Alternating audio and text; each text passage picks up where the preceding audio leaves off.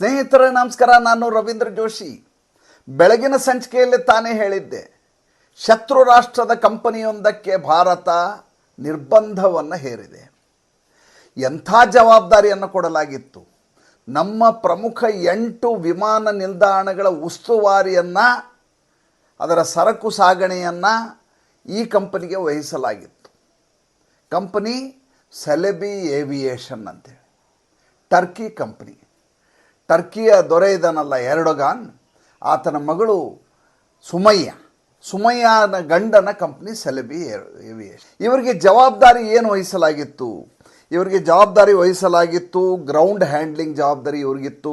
ಅದಾದಮೇಲೆ cargo management ಮತ್ತು ಜೊತೆಗೆ ಏರ್ ಸೈಟ್ ಆಪರೇಷನ್, ಅಂದರೆ ಸಂಪೂರ್ಣವಾದಂಥ ಉಸ್ತುವಾರಿ, ವಿಮಾನ ನಿಲ್ದಾಣದಲ್ಲಿ ಸರಕು ಸಾಗಣೆಯ ಜವಾಬ್ದಾರಿ ಎಲ್ಲವನ್ನು ಈ ಕಂಪನಿಗೆ ನಿರ್ವಹಿಸಲಿಕ್ಕೆ 8 ವಿಮಾನ ನಿಲ್ದಾಣಗಳನ್ನು ಕೊಡಲಾಗಿತ್ತು. ಅಹಮದಾಬಾದ್, ಡೆಲ್ಲಿ, ಮುಂಬೈ, ಕಣ್ಣೂರ್, ಕೊಚ್ಚಿನ್, ಹೈದರಾಬಾದ್, ಬೆಂಗಳೂರು, ಇಷ್ಟು ವಿಮಾನ ನಿಲ್ದಾಣಗಳಲ್ಲಿ ಈ ಕಂಪನಿ ತನ್ನ ಕಾರ್ಯನಿರ್ವಹಣೆಯನ್ನು ಮಾಡ್ತಾಯಿತ್ತು. ಯಾವಾಗ ಭಾರತ ಮತ್ತು ಪಾಕಿಸ್ತಾನದ ಮಧ್ಯೆ ಸಂಘರ್ಷ ಶುರುವಾಗುತ್ತೋ ಆ ಸಂದರ್ಭದಲ್ಲಿ ಅನಗತ್ಯವಾಗಿ ಟರ್ಕಿ ಪಾಕಿಸ್ತಾನದ ಪರವಾಗಿ ಬಂದು ನಿಲ್ಲತ್ತೆ. ಅಷ್ಟೇ ಅಲ್ಲ, ತನ್ನ ಡ್ರೋನ್ಗಳನ್ನು ಪಾಕಿಸ್ತಾನಕ್ಕೆ ಸರಬರಾಜು ಮಾಡುವ ಮೂಲಕ ಭಾರತದ ವಿರುದ್ಧ ನಿರಂತರವಾಗಿ ದಾಳಿಯನ್ನು ಮಾಡುತ್ತೆ. ಪರೋಕ್ಷವಾದ ದಾಳಿ. ಶತ್ರು ರಾಷ್ಟ್ರದವರು ಈ ರೀತಿ ದಾಳಿ ಮಾಡಿದ ಸಂದರ್ಭದಲ್ಲಿ ಶತ್ರು ರಾಷ್ಟ್ರ ಜೊತೆ ವ್ಯವಹಾರವನ್ನು ಇಟ್ಕೋಬೇಕಾ? ಇದು ಮೂಲಭೂತವಾದಂಥ ಪ್ರಶ್ನೆ. ದೇಶದ ಭದ್ರತೆಯ ಆಶಯದೊಂದಿಗೆ ಇಂಥ ಯಾವುದೇ ಚಟುವಟಿಕೆಯನ್ನು ಈ ದೇಶದಲ್ಲಿ ನಡೆಸಬಾರ್ದು ಅನ್ನುವಂಥ ಕಾರಣಕ್ಕೋಸ್ಕರ ಸರ್ಕಾರ ಅಲ್ಲ, ಇಲ್ಲಿಯ ಜನತೆ, ಭಾರತ ದೇಶದ ಜನತೆ ಟರ್ಕಿಗೆ ನಾವು ಯಾರೂ ಪ್ರವಾಸಕ್ಕೂ ಹೋಗುವುದಿಲ್ಲ ಅಂತ ಭಾಳ ದೊಡ್ಡ ಮಟ್ಟದ ಅಭಿಯಾನವನ್ನು ಮಾಡ್ತಾರೆ, ಬೈಕಾಟನ್ನು ಮಾಡ್ತಾರೆ. ಇನ್ನು ವರ್ತಕರ ಮಹಾಮಂಡಳ ಅಂತ ಇದೆ, CAIT ಅಂತೇಳಿ. ಇದು ದಿಲ್ಲಿಯಲ್ಲಿರೋದು, ರಾಷ್ಟ್ರವ್ಯಾಪಿ ಇರುವಂಥ ಭಾಳ ದೊಡ್ಡದಾದಂಥ ಒಕ್ಕೂಟ ಇದು. ಈ ಹಿಂದೆ ಚೈನಾಗೆ ಭಾಳ ದೊಡ್ಡ ಮಟ್ಟದ ಮರ್ಮಾಘಾತವನ್ನು ಉಂಟು ಮಾಡಿದಂಥ ಮಹಾಮಂಡಲ ಇದು. ಇವರು ಇದ್ದಕ್ಕಿದ್ದ ಹಾಗೆ ಒಂದು ಸಭೆಯನ್ನು ಸೇರಿ ನಾವು ಇನ್ನು ಮುಂದೆ ಟರ್ಕಿಯ ಜೊತೆ ಯಾವುದೇ ವ್ಯಾಪಾರ ವಹಿವಾಟುಗಳನ್ನು ಮಾಡೋದಿಲ್ಲ. ಅದು ಆಮದು ಇರಬಹುದು, ರಫ್ತು ಇರಬಹುದು, ಯಾವುದು ನಮಗೆ ಬೇಕಾಗಿಲ್ಲ ಇವರಿಂದ. ಅದು ಲಾಭ ಬರುವಂಥ ವ್ಯವಹಾರ, ಬರದೇ ಇರುವಂಥ ವ್ಯವಹಾರ ಯಾವುದೇ ಇರಲಿ, ದೇಶದ ಭದ್ರತೆಯ ವಿಷಯಕ್ಕೆ, ದೇಶದ ಆಶಯದ ವಿಷಯಕ್ಕೆ, ದೇಶದ ಸಾರ್ವಭೌಮತೆಗೆ ಧಕ್ಕೆ ತರುವಂಥ ವಿಚಾರಕ್ಕೆ ನಾವು ವ್ಯಾಪಾರವನ್ನು ಮಾಡಿ ತೊಂದರೆ ತರೋದಿಲ್ಲ ಅಂತ ಇವರು ತೀರ್ಮಾನವನ್ನು ಮಾಡ್ತಾರೆ. ಇನ್ನು ಭಾರತದ 2 ಯೂನಿವರ್ಸಿಟಿಗಳು, ಅದು ಎಡಚರ ಆಲೋಚನೆ ಇರುವಂಥ ಯೂನಿವರ್ಸಿಟಿಗಳು. ಒಂದು ಜಾಮಿಯಾ ಮಿಲಿಯಾ ಯೂನಿವರ್ಸಿಟಿ, ಎರಡನೇದು ದಿಲ್ಲಿಯ JNU. ಈ 2 ಟರ್ಕಿಯ ವಿಶ್ವವಿದ್ಯಾಲಯ ಜೊತೆ MOU ಮಾಡ್ಕೊಂಡಿರ್ತವೆ, ಒಪ್ಪಂದವನ್ನು ಮಾಡ್ಕೊಂಡಿರ್ತವೆ. ಯಾವಾಗ ಇಂಥದ್ದೊಂದು ಬೆಳವಣಿಗೆ ಆಗುತ್ತೋ, ಆಪರೇಷನ್ ಸಿಂಧೂರ್ ಸಂದರ್ಭದಲ್ಲಿ ಪಾಕಿಸ್ತಾನದ ಪರವಾಗಿ ಟರ್ಕಿ ನಿಲ್ಲತ್ತೋ, ಅವರು ಕೂಡ ತಮ್ಮ MOUವನ್ನು ರದ್ದುಗೊಳಿಸಿಬಿಡ್ತಾರೆ ಇದ್ದಕ್ಕಿದ್ದ ಹಾಗೆ. ಇನ್ನು ಅಲ್ಲಿಂದ ಬರುವಂಥ ಸೇಬು ಹಣ್ಣು ಆಮದವನ್ನು ನಿಲ್ಲಿಸಲಾಗತ್ತೆ. ಅವ್ರ ಜೊತೆ ಯಾವುದೇ ರೀತಿಯಾದಂಥ ಕಾರ್ಪೆಟ್ ವ್ಯವಹಾರ ಇರೋದಿಲ್ಲ. ಹೀಗೆ ಎಲ್ಲ ರೀತಿಯ ನಿರ್ಬಂಧವನ್ನು ಹೇರಿದ ಸಂದರ್ಭದಲ್ಲಿ ಸರ್ಕಾರ ಯಾವ ತೀರ್ಮಾನವನ್ನು ಕೈಗೊಳ್ಳಬೇಕು? ಸರ್ಕಾರಕ್ಕೆ ಅತ್ಯಂತ ಸೂಕ್ಷ್ಮತಮ ವಲಯದಲ್ಲಿ ಇವರಿಗೆ ಜವಾಬ್ದಾರಿ ಕೊಟ್ಟಿದೆ ಅನ್ನೋದು ಮನವರಿಕೆ ಆಗಿಬಿಡುತ್ತೆ. ಈ ಸೆಲೆಬಿ ಕಂಪ್ನಿ ಇದೆಯಲ್ಲ, ಸೆಲೆಬಿ ಕಂಪ್ನಿ 9 ಏರ್ಪೋರ್ಟು, ಅಹಮದಾಬಾದು, ಬೆಂಗಳೂರು 2 ಸೇರಿಸಿ, ಹೈದರಾಬಾದ್ ಸೇರಿ 9 ಏರ್ಪೋರ್ಟು. 9 ಏರ್ಪೋರ್ಟ್ಗಳಲ್ಲಿ ಸಂಪೂರ್ಣವಾಗಿ ಎಲ್ಲಿ ಬೇಕಾದರೂ ಅವರು ನುಗ್ಗಬಹುದು, ಎಲ್ಲಿ ಬೇಕಾದರೂ ಸರಕು ಸಾಗಣೆಯನ್ನು ಸಾಗಿಸಬಹುದು, ಸರಕು ಸಾಗಣೆಯನ್ನು ಇಳಿಸ್ಬೋದು. ಯಾವುದರ ಮೇಲೆಯೂ ಕೂಡ ನಿಗಾವಣೆ ಇರೋದಿಲ್ಲ. ನಿಗಾವಣೆ ಇದ್ದರೂ ಭಾಳ ಗಂಭೀರವಾಗಿ ಪರಿಗಣನೆ ಮಾಡೋದಿಲ್ಲ. ಯಾಕಂದರೆ ಗ್ರೌಂಡ್ ಸ್ಟಾಫ್ ಅನ್ನುವಂಥ ಕಾರಣಕ್ಕೋಸ್ಕರ ಅವರಿಗೆ ಒಂದಷ್ಟು ವಿನಾಯಿತಿಗಳಿರ್ತವೆ, ರಿಯಾಯಿತಿಗಳಿರ್ತವೆ. ಇದು ದೇಶಕ್ಕೆ ಧಕ್ಕೆ ತರುವಂಥದ್ದು ಒಂದನೇದು.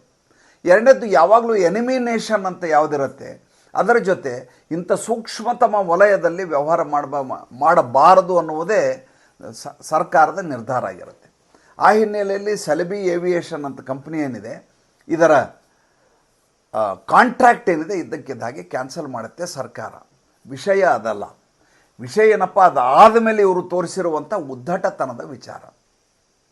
ಈಗ ಸೆಲೆಬಿ ಏವಿಯೇಷನ್ ಹೇಳುತ್ತೆ, ನೀವು ನಮಗೆ ಹೇಳದೇ ಕೇಳದೆ ನಮ್ಮ ಕಂಪನಿಯ ಕಾಂಟ್ರಾಕ್ಟನ್ನು ರದ್ದು ಮಾಡಿದ್ದೀರಿ, ನಮಗೆ ಇವು ನೋಟಿಸನ್ನು ಕೊಟ್ಟಿಲ್ಲ, ಆಮೇಲೆ ರಾಷ್ಟ್ರೀಯ ಭದ್ರತೆ ವಿಷಯದಲ್ಲಿ ನಮ್ಮ ಕಾಂಟ್ರಾಕ್ಟನ್ನು ಕ್ಯಾನ್ಸಲ್ ಮಾಡಿದ್ದೀವಿ ಅಂತ ಹೇಳ್ತೀರಿ, ನಾವು ರಾಷ್ಟ್ರೀಯ ಭದ್ರತೆಯನ್ನು ಯಾವತ್ತು ವಯೋಲೇಷನ್ ಮಾಡಿದ್ದೇವೆ? ಇದ್ರ ಕುರಿತು ನೀವು ಮಾಹಿತಿ ಕೊಡಬೇಕು. ಕಾರಣ ಇಲ್ಲದೆ ಈ ರೀತಿ ನೀವು ನಮ್ಮ ಒಪ್ಪಂದವನ್ನು ರದ್ದು ಮಾಡುವ ಹಾಗಿಲ್ಲ ಅಂತ ಎಲ್ಲಿಯೇ ಕೋರ್ಟ್ಗೆ ಹೋಗಿದ್ದಾರೆ. ಭಾರತ ದೇಶದಲ್ಲಿ ದಿಲ್ಲಿಯ ಹೈಕೋರ್ಟ್ಗೆ ಮೊರೆ ಹೋಗುತ್ತೆ ಸೆಲೆಬಿ ಏವಿಯೇಷನ್. ನೋಡಿ ಎಂಥ ವಿಚಿತ್ರ ನೋಡಿ. ಭಾರತ ಇವ್ರಿಗೆ ಆಶ್ರಯ ಕೊಟ್ಟದ್ದು, ಭಾರತದ ನ್ಯಾಯಾಂಗ ವ್ಯವಸ್ಥೆಗೆ ಹೋಗಿ ಇವರು ಮೊರೆ ಇಡ್ತಾರೆ. ಇಟ್ಟು ಹೇಳ್ತಾರೆ, ನಮ್ಗೆ ಹೇಳದೆ ಕೇಳದೆ ಕಾಂಟ್ರಾಕ್ಟ್ ರದ್ದು ಮಾಡಿದ್ದೀರಿ, ನಮ್ಮ ಕೆಲಸಗಾರರು ಇದ್ದಕ್ಕಿದ್ದ ಹಾಗೆ ನಿರುದ್ಯೋಗಿಗಳಾಗಿದ್ದಾರೆ. ಎಷ್ಟು ಜನ ನಿರುದ್ಯೋಗಿಗಳಾಗಿದ್ದಾರೆ? 3791 ಜನ ನಿರುದ್ಯೋಗಿಗಳಾಗಿದ್ದಾರೆ. ಈ ರೀತಿ ನೀವು ಕಾಂಟ್ರಾಕ್ಟ್ ರದ್ದು ಮಾಡೋದ? ಆಯ್ತು ಸ್ವಾಮಿ, 3791 ಜನ ನಿರುದ್ಯೋಗಿ ಆಗ್ತಾರೆ ಅನ್ನುವಂಥ ಕಾರಣಕ್ಕೋಸ್ಕರ ದೇಶದ ಭದ್ರತೆಯನ್ನು ಒತ್ತೆ ಇಟ್ಟು ನಿಮಗೆ ಕೆಲಸವನ್ನು ಮುಂದುವರಿಸಲಿಕ್ಕಾಗತ್ತಾ? ಸಾಧ್ಯವೇ ಆಗದೇ ಇರುವಂಥ ಮಾತದು. ಯಾವಾಗಲೂ ಎನಿಮಿ ಕಂಟ್ರಿಗೆ, ಎನಿಮಿ ನೇಷನ್ ಅಂತ ಯಾವುದಿದೆ ಅದರ ಜೊತೆ ಯಾವುದೇ ರೀತಿಯಾದ ವ್ಯವಹಾರ ಇರಬಾರ್ದು ಅಂತಲೇ ಇರೋದು. ನೀವು ಇಷ್ಟು ದಿವಸ ಭಾರತದ ದೋಸ್ತ್ ಅನ್ನುವ ರೀತಿಯಲ್ಲಿದ್ದವರು ಯುದ್ಧದ ಸಂದರ್ಭದಲ್ಲಿ ನಮ್ಮ ವಿರುದ್ಧವಾಗಿ ಕ್ಷಿಪಣಿ ಹಾರಿಬಿಡಲಿಕ್ಕೆ, ಡ್ರೋನ್ ಹಾರಿಬಿಡಲಿಕ್ಕೆ ಸಹಾಯ ಮಾಡ್ತೀರಿ ಅಂದರೆ ನಿಮಗೆ ಕಾಂಟ್ರಾಕ್ಟನ್ನು ಮುಂದುವರಿಸಲಿಕ್ಕಾಗತ್ತಾ? ಸಾಧ್ಯ ಆಗಲಾರದ ಮಾತು. ಈಗ ಇದು ಉದ್ದಟತನವನ್ನು ಮಾಡಿ ಕೋರ್ಟಿಗೆ ಮೊರೆ ಹೋಗಿದೆ. ನನ್ನ ಅಂದಾಜಿಗೆ ಕೋರ್ಟು ಕೂಡ ಇದನ್ನು ಪುರಸ್ಕರಿಸಲಿಕ್ಕೆ ಸಾಧ್ಯವೇ ಇಲ್ಲ. ಏಕೆಂದರೆ ಭಾರತದ ನ್ಯಾಯಾಂಗ ವ್ಯವಸ್ಥೆ ಇರೋದು ಈ ದೇಶದ ಸಂವಿಧಾನದ ಆಶಯವನ್ನು ಎತ್ತಿ ಹಿಡಿಯಲಿಕ್ಕಾಗಿ. ಸಂವಿಧಾನದ ಆಶಯ ಇರೋದು ಆ ದೇಶದ ಐಕ್ಯತೆ, ಆ ದೇಶದ ಭದ್ರತೆ, ಆ ದೇಶದ ಸಾರ್ವಭೌಮತೆಗೆ ಪೂರಕವಾದಂಥ ಕಾರ್ಯನಿರ್ವಹಣೆ ಮಾಡೋದು. ಇನ್ನು ಭಾಳ ವಿಚಿತ್ರವಾದ ಸನ್ನಿವೇಶ ಆಗಿದೆ. ಏನಪ್ಪ, ಇಷ್ಟು ದಿವಸ ಪಾಕಿಸ್ತಾನ ಹೆದರಿ ಭಾರತದ ಜೊತೆ ನಾವು ಈ ರೀತಿ ಸೀಸ್ ಫೈರ್ ಮಾಡಿದ್ದೀವಿ ಅಂತ ಹೇಳ್ಕೊಳ್ಳೋದು, ಇದ್ದಕ್ಕಿದ್ದ ಹಾಗೆ ಕಾಮ್ರಾ ಅನ್ನುವಂಥ ಒಂದು ಏರ್ ಬೇಸ್ ಇದೆ. ಅಲ್ಲಿಗೆ ನಮ್ಮ ರಾಜನಾಥ್ ಸಿಂಗು ಮತ್ತು ಪ್ರಧಾನಮಂತ್ರಿ ನರೇಂದ್ರ ಮೋದಿ ಹೋಗಿದ್ದನ್ನು ನೋಡಿದಂಥ ಶಹಬಾಜ್ ಶರೀಫ್ ತನ್ನ ಸೈನಿಕರನ್ನು ಉದ್ದೇಶಿಸಿ ಮಾತಾಡಲಿಕ್ಕೆ ಪಾಕಿಸ್ತಾನದ ಕಾಮ್ರಾ ಏರ್ ಬೇಸ್ಗೆ ಹೋಗ್ತಾರೆ. ಆ ಫೋಟೋಗಳನ್ನ ನೋಡೋದು ಭಾಳ ವಿಚಿತ್ರವಾಗಿದೆ. ಅದು ನೀವು ಗುಜರಾತ್ನ ಭುಜ್ನಲ್ಲಿ ರಾಜನಾಥ್ ಸಿಂಗ್ ಹೋಗಿರುವಂಥ ಸನ್ನಿವೇಶವನ್ನು ನೋಡಿದ್ದೀರಿ, ನರೇಂದ್ರ ಮೋದಿ ಅವರು ಹೋಗಿದ್ದನ್ನು ನೋಡಿದ್ದೀರಿ. ಇಲ್ಲಿ ಕಾಮ್ರಾ ಏರ್ ಬೇಸ್ಗೆ ಹೋದಾಗ ಹಿಂದ್ಗಡೆ ಒಂದು ಪೋಸ್ಟರ್ ಅಂಟಿಸಿರ್ತಾರೆ, ಇಲ್ಲಿ ಏರ್ ಬೇಸ್ ಇದೆಯಾ ಇಲ್ವಾ ನಿಮಗೆ ಕನ್ಫ್ಯೂಸ್ ಆಗಬೇಕು ಅಂತ ವಾತಾವರಣ ಇದೆ. ಎದುರುಗಡೆ ಇರುವಂಥ ಸೈನಿಕರು ತಲೆ ತಗ್ಗಿಸ್ಕೊಂಡು ನಿಂತಿದ್ದಾರೆ, ಆತ್ಮವಿಶ್ವಾಸದಿಂದ ಬೀಗ್ತಾ ಇಲ್ಲ. ಅವ್ರ ಎದುರಿಗೆ ಈತ ಭಾಷಣ ಮಾಡ್ತಾರೆ. ಅದಾದ ಮೇಲೆ ಮಾರನೇ ದಿವಸ ಶುಕ್ರವಾರ ದಿವಸ ಒಂದು ವಿಜಯೋತ್ಸವವನ್ನು ಈತ ಆಚರಿಸ್ತಾರೆ. ಆ ವಿಜಯೋತ್ಸವದಲ್ಲಿ ಹೇಳ್ತಾರೆ, ನಮ್ಮ ಪ್ರತಿದಾಳಿಗೆ ಹೆದರಿ ಭಾರತ ನಮ್ಮ ಜೊತೆ ಸೀಸ್ ಫೈರ್ ಮಾಡಿಕೊಂಡಿತು. ನೋಡಿ ಎಂಥ ಸುಳ್ಳುಗಳನ್ನು ಹೇಳ್ತಾರೆ ಅಲ್ಲಿ ಪ್ರಧಾನಮಂತ್ರಿ. ಅಂದರೆ ನನಗೆ ಇದರ ಬಗ್ಗೆ ಯಾವ ರೀತಿ ಇದನ್ನು ವಿಶ್ಲೇಷಣೆ ಮಾಡಬೇಕು ಅರ್ಥ ಆಗ್ತಾ ಇಲ್ಲ.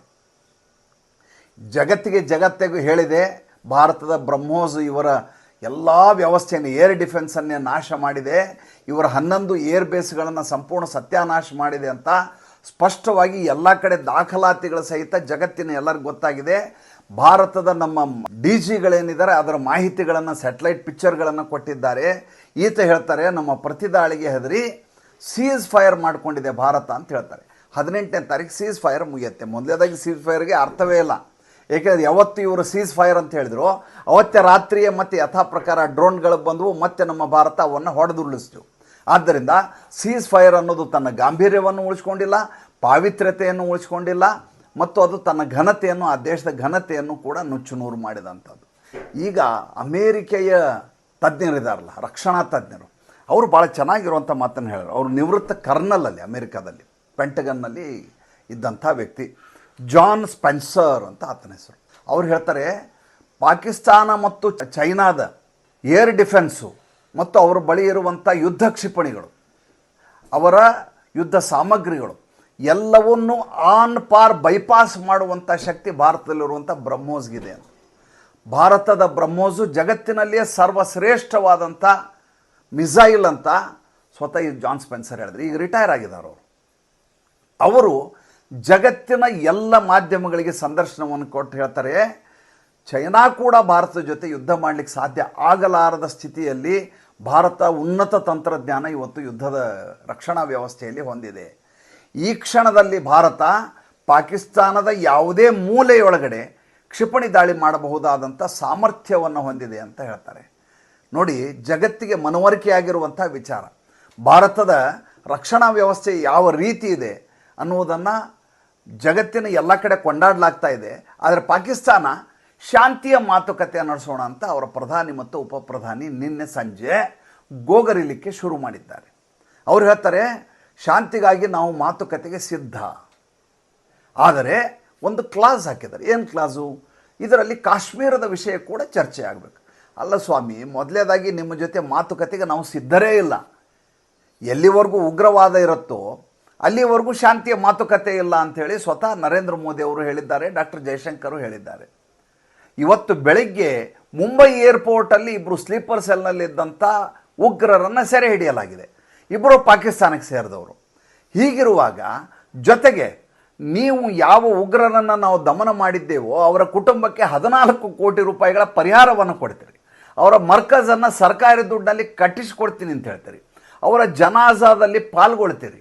ಹೀಗೆ ಉಗ್ರವಾದವನ್ನು ನಿಮ್ಮ ರಕ್ತಗತ ಮಾಡಿಕೊಂಡಿರುವಂಥ ರಾಷ್ಟ್ರದ ಜೊತೆ ಮಾತುಕತೆ ನಡೆಸುವಂಥ ಪ್ರಶ್ನೆಯೇ ಬರೋದಿಲ್ಲ. ಇದೇ ರೀತಿ ಶಹಬಾಜ್ ಶರೀಫ್ ಗೋಗರಿತಾ ಇರಬೇಕು, ಭಾರತ ತನ್ನ ಮೇಲ್ಮೆಯನ್ನು ಸಾರ್ತಾ ಇರಬೇಕು. ಅದು ನಮ್ಮ ಆಸೆ. ಮತ್ತೆ ಮುಂದಿನ ಸಂಚಿಕೆಯಲ್ಲಿ ಹೊಸ ವಿಷಯದೊಂದಿಗೆ ಬರ್ತೇನೆ. ಸಂಚಿಕೆ ಇಷ್ಟ ಆಗಿದ್ದರೆ ಲೈಕ್ ಮಾಡಿ, ಫಾಲೋ ಮಾಡಿ, ಶೇರ್ ಮಾಡಿ. ದಯವಿಟ್ಟು ನಮ್ಮ ಮುಕ್ತ ಪತ್ರಿಕೋದ್ಯಮಕ್ಕೆ ಆರ್ಥಿಕವಾಗಿ ಬೆಂಗಾವಲಾಗಿ ನಮಸ್ಕಾರ.